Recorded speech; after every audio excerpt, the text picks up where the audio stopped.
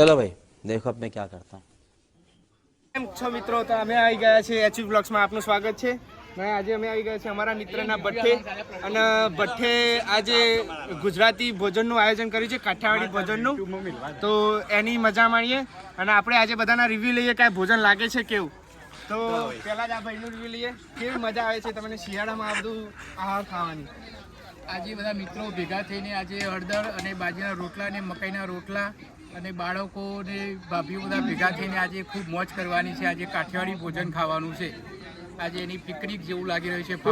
મજા અને આ આપણે જેના જે ભઠ્ઠા છે એના ઓનર છે. તો જય સીતારામ. આ સામ્રાજ્ય આપણું સ્થાપેલું કે બઢિયા થા ગુરુ. પણ હળદરની મોજ આ મિત્રો સાથે આજે લેવાઈ રહી છે, જેનો આનંદ અનેરો છે. અને હળદરની સાથે સાથે ગુલાબજાંબુ, પુલાવ, તેની પણ એક મજા અલગ છે.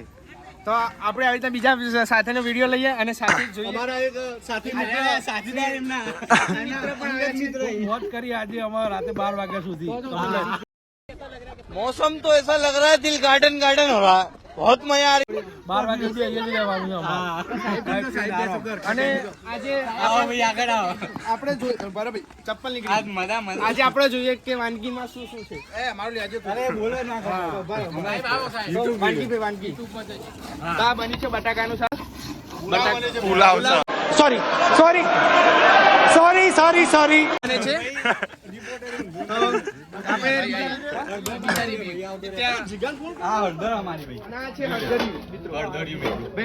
બીજા વ્યક્તિને પ્રશ્ન પૂછે કે એમને કેવું લાગી રહ્યું છે. ટોટલી મિત્ર ગ્રુપ ભેગું થયું વાનગી શું બને છે આપણે જોઈએ. બટાકાનું શાક તો અહીંયા બને છે બટાકાનું શાક. તમામ વ્યક્તિઓ બેસ્યા છો. મજા આવે છે ખુલ્લા વાતાવરણ બેહન બાજરી રોટલા બનાવવાની. અમને ખૂબ મજા આવે છે. બાજરી રોટલા મારે નથી બનાવવાના, મારે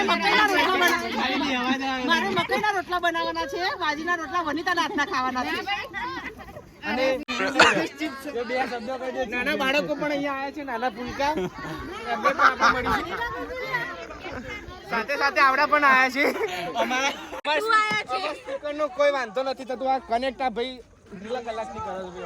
છેલ્લા અડધો કલાકથી આનો કનેક્ટ કરે છે પણ કોઈ થતું નથી. કનેક્ટ થઈ ગયું ને તો આપણે સમજવાનું કે આપણી ચેનલ ઉપડી. ठोक लीजिए 5000 लौटे दिख जाना चाहिए. ये 4000 के लिए मैं यहाँ पे नहीं खड़ा हूँ. તો નહીં ઉડા. તમને કેવું લાગી રહ્યું છે? તમે આ ખુલ્લા વાતાવરણમાં બેસા છો, શિયાળાનો આનંદ માણી રહ્યા છો. તો હાથમાં મેથી દા લાગે છે. વાતાવરણ હોય ને એવી રીતે લાગી રહ્યું છે. આ કેમ પકડ્યું?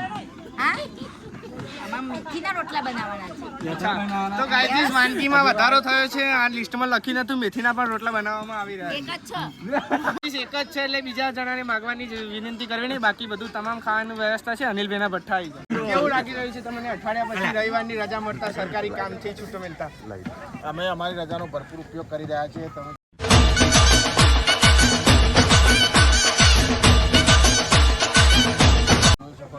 બાજરીના રોટલા એકદમ શુદ્ધ અને સાત્વિક જાતે બનાવી રહ્યા છે. અહીંયા જો દરેક રસોઈ જાતે બનાવી રહ્યા છે, કોઈ જ માં ભેળસેળ નહીં. બધી જ રસોઈ ઘરની. ખાવાની સુગંધથી તમને ભૂખ લાગી કે તમને સુગંધી આવી રહી છે? તો બસ તો પછી ખાવાની અનોખી સુગંધી આવી રહી છે ગાઈઝ.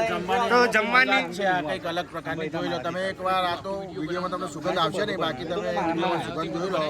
તમે અહીંયા ઓર્ડર આવવા તૈયાર. તો આપણે આગળ રસોઈયાને પણ મળીશું, પણ એ અત્યારે થોડા વ્યસ્ત છે. તેમને થોડી વાર રસોઈની ટીપ છે. નવી વાનગી વધી ગઈ છે ગુલાબજાંબુ. જોઈ શકો છો. આ ઘેર બનાવ્યો હોમમેડ. ઘેર હોમમેડ જે આપણા સેજલબેન ને મળે એમના શું હાથોથી બનાવવામાં આવેલા છે ગુલાબ. આયો મારો વાઘ આયો. કેવું લાગી રહ્યું છે અહીંયા આવતા? રસ્તો કેવો હતો? સુધી પૂરું થઈ ગયું. પણ આટલા મોઢા હવે લાઈવ ચાલે એટલે હળદર જાતે બધું કરી જે કર્યું હોય. અને તમે આટલા લેટ આવ્યા આજે અમારા શોભે અમારા મોટા ભાઈ ગણો, વડીલ ગણો, અમને છેતરી ગયા છે કાભાઈ. साला ये दुख का खत्म नहीं होता बे. કાભાઈ છેતરી ગયા છે. ઊંડા કામ વાગે લાગે છે. જોડે રેન નામ ઉતારવા છે. નહીં, આજનો તમારો પ્રોગ્રામ કેવો હિના વિશે બોલવા હતા. આવડી લાઈન બોલી.